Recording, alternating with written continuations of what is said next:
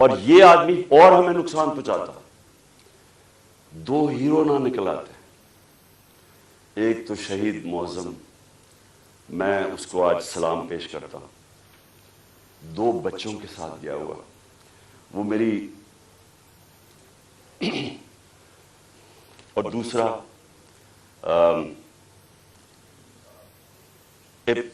ابتسام، جس طرح اس نے پکڑا اور جس طرح اس کی اگر دلیری نہ ہوتی تو اس نے بس مار دیتا تو اور تباہی کر سکتا تھا. 11 لوگوں کو گولیاں لگی اور ایک ہمارا معظم شہید ہوا. اب ہم نے FIR رجسٹر کرنے کی کوشش کی ہے. سب ڈرتے ہیں کیونکہ کئی ادارے یہ قانون سے اوپر ہے. میں آج جنرل باجوہ سے سوال پوچھتا ہوں کہ کیا فوج کا وقار اوپر جائے گا یا نیچے جائے گا اگر جو آپ کی فوج پہ کالی بھیڑیں غلط کام کر رہی ہیں، ظلم کر رہی ہیں، انسانوں پہ تشدد کر رہی ہیں، اگر آپ ان کے اوپر ایکشن لیں گے تو فوج کا وقار اوپر جائے گا، لوگ عزت کریں گے فوج کی. لیکن اگر یہ ہے کہ فوج میں ایسے لوگ بیٹھے ہیں جو ہمیں بھیڑ بکریوں کی طرح سمجھ رہے ہیں، مار داڑ کر کے، ڈرا دھمکا کے، اگر سمجھ رہے ہیں کہ اس طرح فوج کا وقار اوپر چلا جائے تو نفرتیں بڑھ رہی ہیں. آپ کے ایک میجر جنرل نے جو میرے خیال میں غداری میں پکڑا گیا، امریکہ کے لیے غداری کر رہا تھا، آپ نے اس کو سزا دی. فوج کا وقار اوپر گیا، غلط کام کر رہا تھا. تو کیا یہ اب میجر جنرل فیصل اس کی تفتیش ہونے دیں گے آپ؟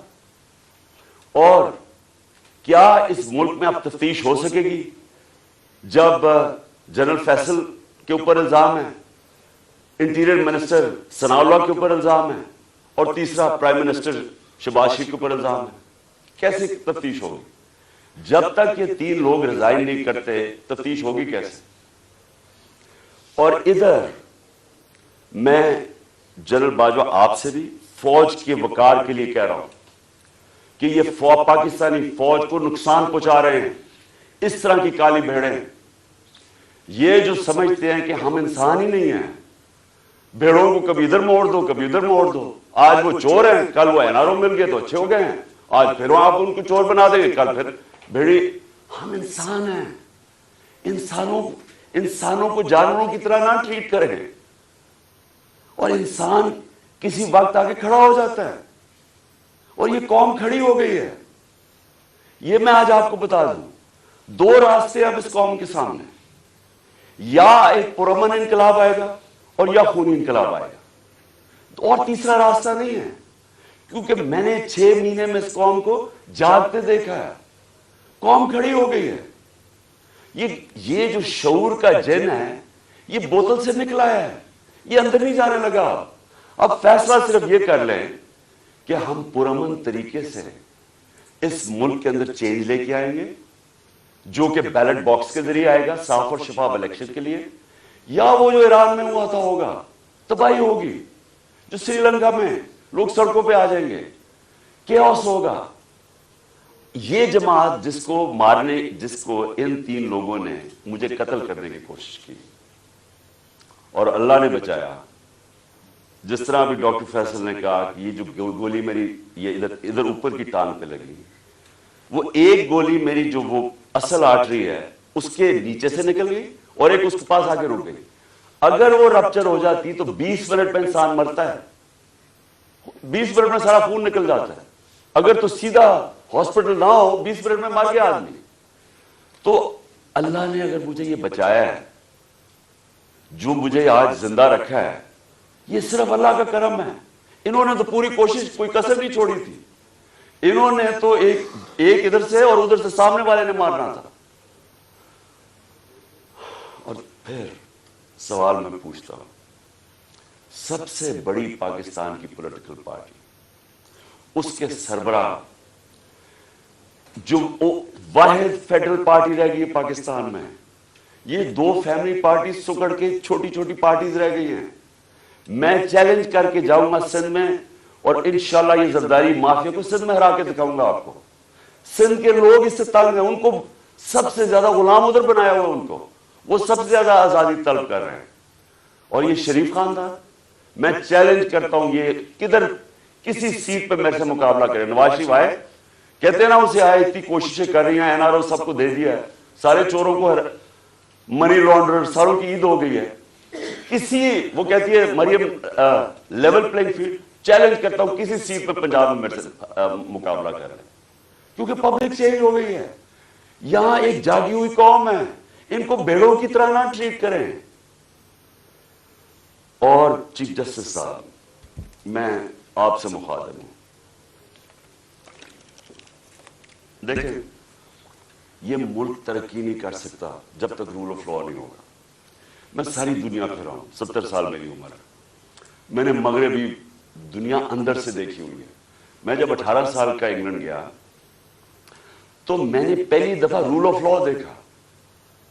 مجھے تو پتہ ہی نہیں تھا, کیونکہ ہم تو ملٹری ڈکٹیٹرشپ میں بڑے ہوئے تھے یہاں 60s میں. تو پہلی دفعہ میں نے ایک فلائی ریاست دیکھی, وہ کیا ہوتی ہے, اور رول آف لا دیکھا کہ قانون سب کے لیے ایک برابر, کوئی طاقتور وہاں قانون کے اوپر نہیں تھا, کوئی وہاں قبضہ گروپ نہیں تھے. ان کی عدالتیں ان کو ان کمزور کی حفاظت کرتی ہیں. وہاں اگر آپ کے پاس پیسے نہیں ہیں, لیگل ایڈ دیتی ہیں کہ ایک عام آدمی جا کے عدالت میں کیس لڑ سکے.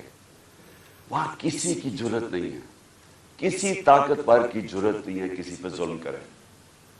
اس لیے وہ کامیاب معاشرے ہیں, اس لیے وہاں خوشحالی ہے. میرے سامنے میری زندگی میں دیکھتے دیکھتے سنگاپور, جو ایک پاکستان کا مقابلہ ہی نہیں کوئی کر سکتا تھا, پاکستان سب سے تیزی سے ترقی کر رہا تھا 60s میں. ہم تو مثال تھے دنیا کی. اور کہاں سنگاپور, ہمارے ساتھ ہمارے سے نیچے شروع ہوا. آج ہمارا جو پر کیپٹا انکم ہے وہ پتہ نہیں $2000 ہوگا, سنگاپور کا $60,000 ہے.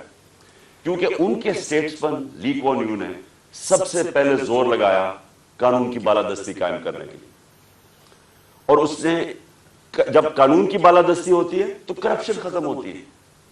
کرپشن تب ہوتی ہے جس ملک کے اندر قانون کی حکمرانی نہیں ہوتی, جب کوئی قانون سے اوپر نہیں ہوتا, جب کسی کو این آر او نہیں ملتا, جب لوگوں کو پتا ہوتا ہے کہ آپ جرم کریں گے, آپ جتنے بھی طاقتور آپ کو سزا ملے گی. صرف تب ایک معاشرے کے اندر انصاف ہوتا ہے اور وہ معاشرے میں پھر خوشحالی آتی ہے.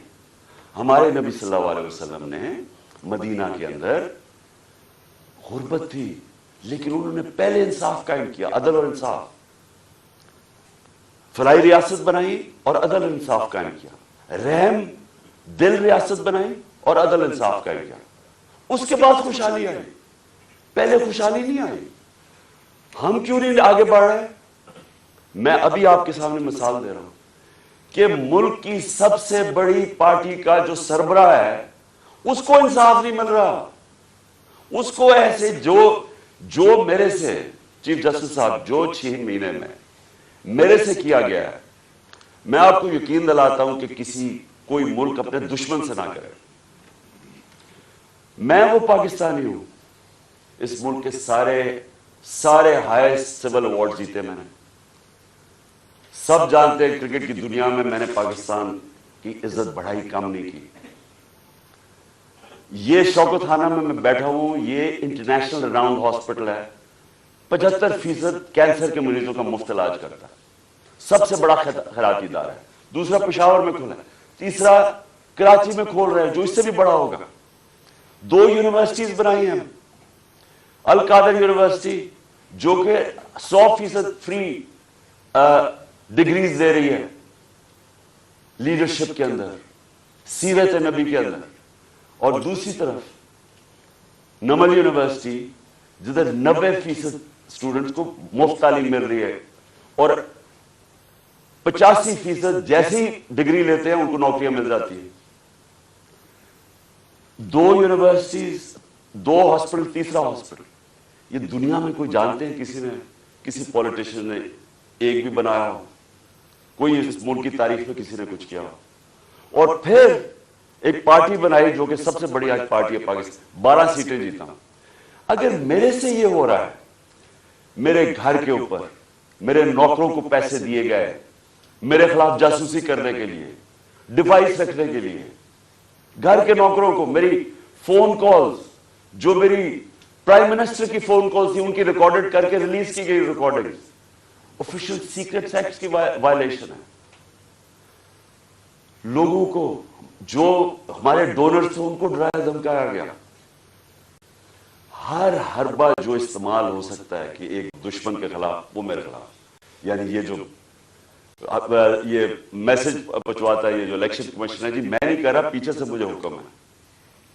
ایف آئی اے والے جو پھر ہم نہیں کہہ رہے جی میں پیچھے سے حکم ہے.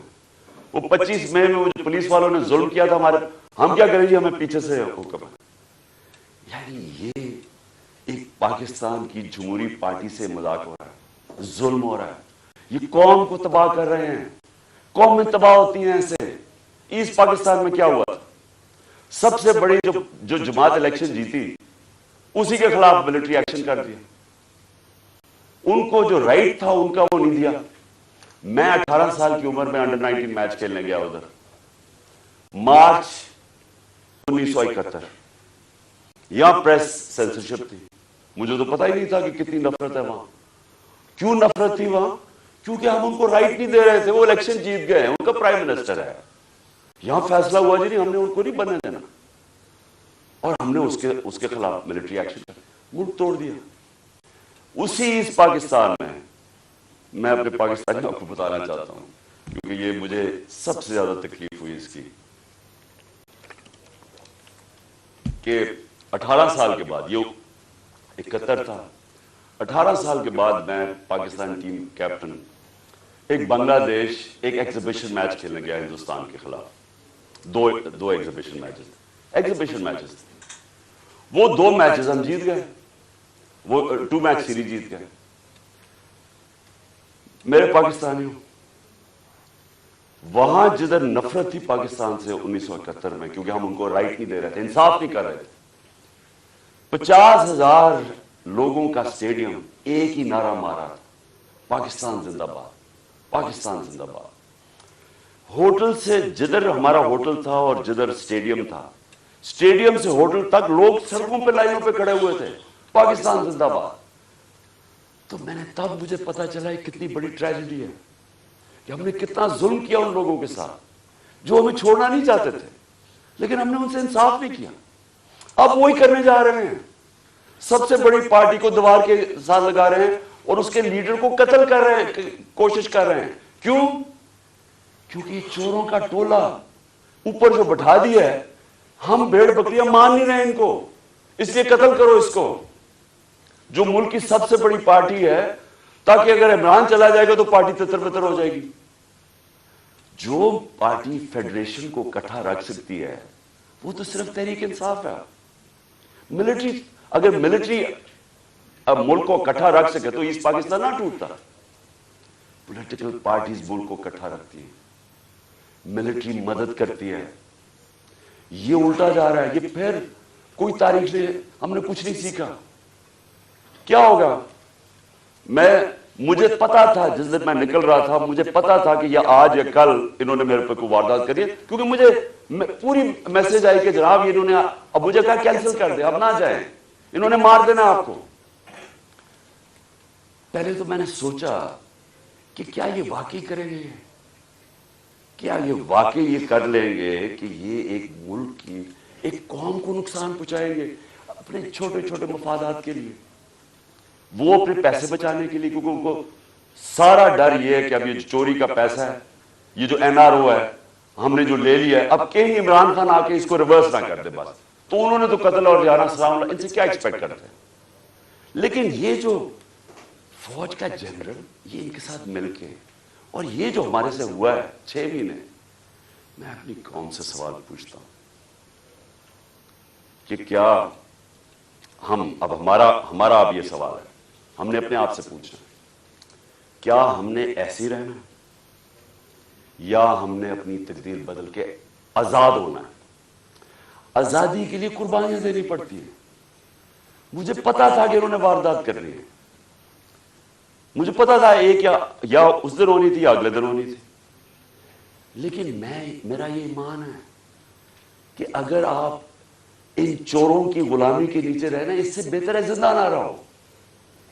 میں یہ طے کر کے آیا، اور میں جیسے ہی ٹھیک ہوں گا میں پھر نکلوں گا سڑکوں پہ، پھر میں کال دوں گا،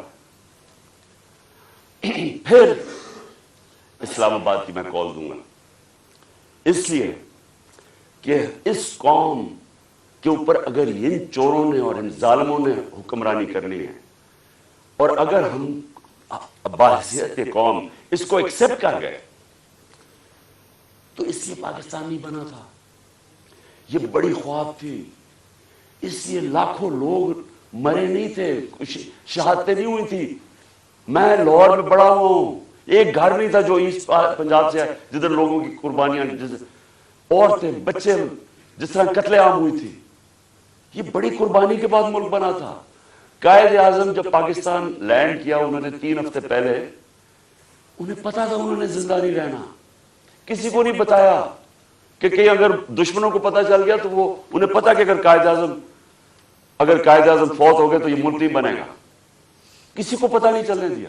اور 3 ہفتے پہلے لینڈ کرتے ہیں کراچی، تو ایڈمرل جو ان کا اسسٹنٹ تھا اسے کہتے ہیں، میں نہیں سمجھتا تھا کہ میری زندگی میں پاکستان بنے گا. اس لیے نہیں بنا پاکستان کہ چوروں کی ہم غلامی کریں، یہ ظالموں کی جو لوگوں پہ تشدد کرتے ہیں. آپ کو پتا ہے اعظم سواتی کو جب اس کے اوپر تشدد کر رہے تھے، اسے کیا کہہ رہے تھے کہ یہ عمران خان کو بتاؤ کہ اس کو ہم اس طرح ننگا کر کے ماریں گے. یہ ہمارے لوگ ہیں، یہ اس ملک کی سیکیورٹی کے لیے ہیں، اور یہ اس کو کہہ رہے ہیں اس کو کہ عمران خان کو پیغام دو کہ اس کو اس طرح ہم ننگا کر کے ماریں گے. پنڈی کا وہ مسٹر وائے جو ملتان کا ہے، مسٹر وائے بیٹھا ہوا ہے، وہ ہمارے ایم پیز کو بلا کے کہہ رہا ہے کہ دیکھو یہ پی ٹی آئی کی کوئی فیوچر نہیں ہے، اور عمران خان کو تو ہم نے وہ کرنا ہے جو اعظم سواتی سے کیا. یعنی یہ ہمارے لوگ ہیں. جنرل باجوہ جاگیں، یہ ملک تباہی کی طرف جا رہا ہے. یہ اگر آپ نے ان کے اوپر کالی بھیڑوں پہ ایکشن نہ لیا، یہ نفرتیں بڑھتی جائے گی، یہ قوم ٹوٹنے کی طرف جائے گی. عمران خان کو جب اللہ نے لے کے جانا ہے میں تو تیار ہوں اس کے لیے. ملک کا سوچیں، اپنی ذات سے نکل جائیں باہر کہ جی چھوٹے چھوٹے مفادات کے لیے، اپنی ذات کے لیے، یہ چوروں نے تو اپنے پیسے کے لیے، ہم اپنے ملک کو قربان کر رہے ہیں. جو لوگ سڑکوں پہ ہیں، ان کی شکلیں دیکھیں، ان کی آنکھیں دیکھیں، آپ کو نظر آئے گا کہ یہ تلاش میں ہے کہ وہ پاکستان جدھر یہ آزادی سے رہے، جدھر کوئی کسی کو اجازت نہ ہو کہ کمزور کے اوپر کوئی ظلم کرے. تھانے کچہری کے اندر بیچارہ غریب آدمی ٹھوکریں کھاتا پھرتا ہے، اس کو انصاف نہیں ملتا، اس کی زمینوں پہ قبضے ہو جاتے ہیں. اور یہ بڑے بڑے ڈاکو ہر باری آ کے اپنی ساری چوری معاف کروا لیتے ہیں. 1100 ارب روپے کی یہ چوری معاف کروا رہے ہیں اپنے، 1100 ارب روپے کا این آر او لے رہے ہیں. ملک کو تباہی کے اندر ڈال کے، معیشت تباہ کر کے، مہنگائی میں لوگوں کو پھنسا، اور صرف اپنے پیسے بچانے کے لیے این آر او لے رہے ہیں. اور ان کو کوئی فکر ہی نہیں ہے. ملک کو جو مرضی ہو، ان کے تو پیسے باہر پڑے ہوئے ہیں. ان کے لیے ہمارے اوپر تشدد کیا جا رہا ہے، جس کا جینا مرنا پاکستان میں، جن کے پیسے ہی باہر پڑے ہوئے ہیں، جو عیدیں باہر ہیں، جو ان کی شاپنگ باہر ہے، بچے باہر ہیں، جنہوں نے جائیدادیں باہر بنائی ہوئی ہیں، بلینز آف ڈالر کی پراپرٹی ہے، ان کے لیے ہمیں قربان کر رہے ہیں. اور غدار پھر کون رہا؟ کون ہے پاکستان کا غدار؟ میرے اوپر غداری کا پرچہ کر دیا. شہباز گل کے اوپر کسٹوڈیل ٹارچر ہوئی، یہ دنیا میں بینڈ ہے. اس کے اوپر میں نے آواز اٹھائی، اور میں نے کہا کہ جس نے ریمانڈ میں بھیجا اس آدمی کو جس کے اوپر کسٹوڈیل ٹارچر ہو، اس کے اوپر قانونی کارروائی کریں گے. میرے پہ دہشت گردی کا پرچہ لگا دیا. تو یہ پاکستان کدھر جا رہا ہے؟ ہم وہ خود بھولے نا، جو قوم اپنے نظریے سے ہٹتی ہے وہ مر جاتی ہے. ہمارا تو نظریہ تھا، ہمارا نظریہ ہے اسلامی فلاحی ریاست جو مدینہ کی ریاست کے اوپر بیس کرنی تھی. علامہ اقبال کی شاعری تو پڑھنے ساری, وہ سارا وقت جگاتا رہا علامہ اقبال, غلام مسلمانوں کو جگانے کی کوشش کر رہا تھا کہ غلاموں کی کوئی زندگی نہیں ہے, پرواز صرف شاہین آزاد کی ہے. اور آزادی تب آتی ہے جب انصاف ملتا ہے. انصاف جب تک نہیں ملتا وہ قوم آزاد نہیں ہوتی. یا انصاف ہی نہیں ہے چیف جسٹس صاحب, یا میں آپ کو گارنٹی کرتا ہوں کہ جب تک یہ ریزائن نہیں ہوں گے تفتیش ہی نہیں ہو سکتی. تینوں تو وہ ملوث ہیں جن کے نیچے تفتیش ہے. تو چیف جسٹس صاحب اس ملک کو بچائے. آپ کی بڑی ذمہ داری ہے. اللہ جتنا بڑا ہمیں مقام دیتا ہے اتنی بڑی ہمیں ذمہ داری ڈالتا ہے. آخرت میں ہماری ججمنٹ ہوگی کہ ہم جو اللہ نے ہمیں نعمتیں بخشی ہیں ان کو ہم نے کیسے استعمال کیا ہے, اپنی ذمہ داری انسانیت کے لیے پوری کی یا نہیں کی. اللہ آپ سے پوچھے گا کہ یہ جو اعظم سواتی جو اسے ہوا ہے کہ کوئی سو موٹو ایکشن نہیں لینا تھا. کیا یہ جو شہباز گل سے ہوا ہے کوئی آپ کی ذمہ داری نہیں ہے, کوئی رول آف لا نہیں ہے اس ملک میں, وہ تو آپ نے امپلیمنٹ کرنا ہے. اگر طاقتور کے لیے ایک قانون ہے, کمزور کے لیے دوسرا ہے, ملک کی تو فیوچر ہی کوئی نہیں ہے.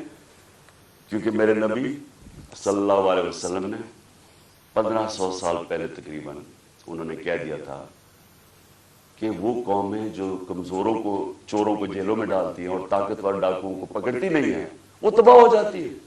آج ساری جو ڈیولپنگ ورلڈ ہے وہ کیوں غریب ہے؟ کیونکہ وہاں طاقتور قانون کے اوپر ہے. اور اگر سنگاپور اوپر گیا تھا تو ان کے اسٹیٹسمن نے طاقتور کو قانون کے نیچے لے, اس کی سٹوری پڑھ رہے کہ کیسے اس نے سنگاپور کو اٹھایا. پہلے انصاف لے کے آیا, انصاف سے کرپشن ختم ہوئی اور اس کے بعد خوشحالی آ گئی. شیر شاہ سوری سب سے بڑا مانا جاتا ہے کہ یہ جو بادشاہ تھے ہندوستان کے سب سے بڑا. کیا کیا شیر شاہ سوری, کدھر سے شروع ہوا؟ جو اس کو جاگیر ملی بہار میں, اس نے کیا کیا, اس نے رول آف لا قائم کر دیا. اس نے سارے بڑے بڑے ڈاکوؤں کو ختم کر دیا. اس نے وہاں انصاف کر دیا. سارے تاجر ارد گرد کی جاگیروں سے چھوڑ کے تو شیر شاہ سوری کی جاگیر میں آ گئے. وہاں خوشحالی آ گئی کیونکہ وہاں انصاف تھا. ادھر سے وہ کھڑا ہوا اور ادھر سے اس نے جب ہندوستان کی سنبھالی جب حکومت, تو ادھر اس نے انصاف قائم کیا. اس لیے آج اس نے لوگوں کے جب انصاف آیا خوشحالی آ گئی. یہاں ہم رینگتے رہیں گے امریکنوں کے, کبھی ادھر ہاتھ جوڑ رہے ہیں کہ جی ہمیں ادھر سے پیسہ مل جائے, کبھی وہ چینیوں کے پاس جا رہے ہیں پیسہ مل جائے, اور کبھی ہم مانگنا تو نہیں چاہتے لیکن ہم مجبور ہیں, ہم بڑے مجبور ہیں. تو 30 سال تو آپ دونوں فیملی حکومت کرتی رہی ہیں, تو کس نے مجبور کیا اتنا؟ کون اس ملک کو؟ یا جب سے یہ دو خاندان آئے ہیں ہندوستان بھی آگے نکل گیا, بنگلہ دیش ہمارے سے آگے نکل گیا. جب بنگلہ دیش بنا تھا تو لوگوں نے یہاں کہا جی بوجھ ہے ہمارے اوپر بنگلہ دیش میں, غربت بہت زیادہ ہے, وہ آگے نکل گیا ہمارے سے. جب سے یہ دو خاندان آئے ہیں تو کہتا جی ہم مجبور ہیں, ہم تو مانگنے نہیں آئے لیکن ہم مجبور ہیں.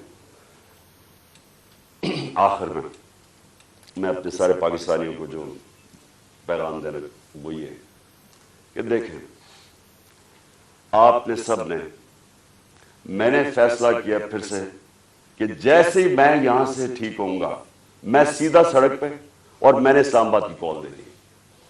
آپ سب سے میں صرف یہ کہتا ہوں کہ اپنے بچوں, اپنے مستقبل کے لیے آپ نے کبھی کمپرومائز نہیں کرنا اپنی آزادی کے لیے. غلام قوم دنیا میں اس کی عزت نہیں ہوتی. ہر ایک پاسپورٹ پوچھے ہمارے پاکستانیوں سے کیا ہوتا ہے, دنیا عزت نہیں کرتی اور وہ قوم اوپر ہی نہیں جا سکتی. اگر ہم نے یہ غلامی کر کے اوپر جانا تھا تو ہم کب 40 سال سے, تو میں جانتا ہوں غلامی کر رہے ہیں. وہ کوئی امریکن آتا ہے اس کے پیر میں گر جاتے ہیں, کوئی گورا رنگ دیکھتے ہیں اس کے جوتے پالش کرنے شروع کر رہے ہیں. وہ جب سازش ہو رہی تھی تو مجھے یاد ہے کہ امریکن وہ عورت کوئی امریکن ایمبیسی سے مریم نواز کو ملنے گئی, وہ گھر سے باہر گئی اس کو ریسیو کرنے میں. اسے ایسے ملے جیسے کوئی برطانیہ کی پتہ نہیں کوئی ملکہ آ گئی. اس کے سامنے صرف لیٹ ہی نہیں گئے کہ میرے اوپر سے چل کے جاؤ جا کے اس کے جوتے نہ گندے ہو جائیں. یہ اپنے آپ کو ہم ذلیل کرتے ہیں ساری جگہ دنیا کے اندر، کیونکہ ہم بیکاریوں کی طرح پھرتے ہیں، قومی غیرت کھو بیٹھے. اور کیوں نہیں ہم آگے بڑھ سکتے؟ کیونکہ انصاف نہیں ہے، انصاف نہیں ہے، خوشحالی نہیں ہے، انصاف نہیں ہے، آزادی نہیں ہے. تو میرے پاکستانیوں، آپ نے سب نے جب تک یہ 3 لوگ ریزائن نہیں کرتے آپ نے پروٹیسٹ کرنا ہے. آپ نے سڑکوں پر پروٹیسٹ کرنا، آپ کو آپ کا آئین رائٹ دیتا ہے.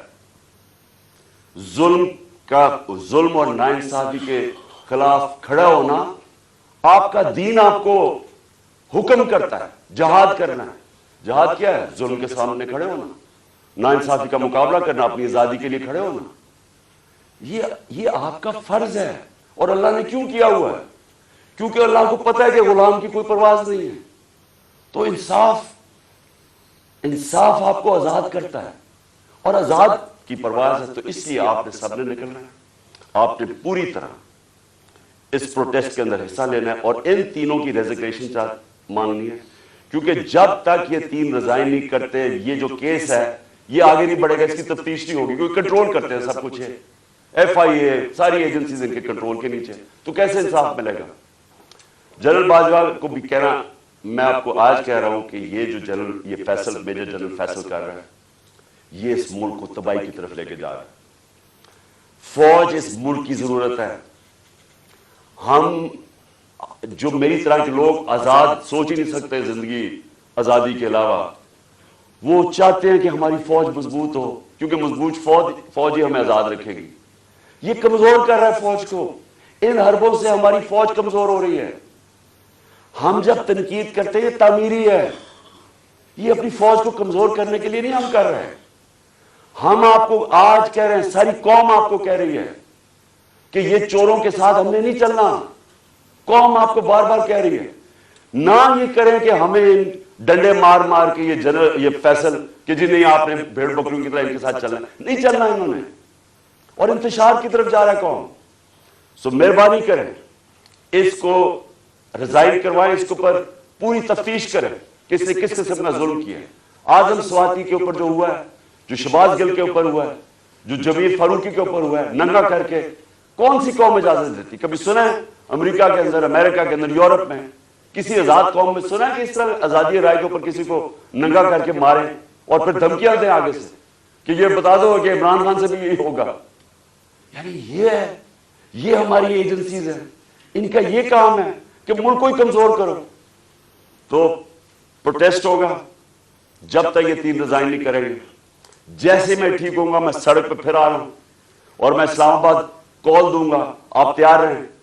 انشاءاللہ اللہ نے مجھے بڑا بچایا ہے، مجھے ایک نئی زندگی دی ہے، اور میرے میں عزم دے دیا ہے کہ میں اپنی قوم کی آزادی کے لیے پوری طرح لڑوں. پاکستان زندہ باد.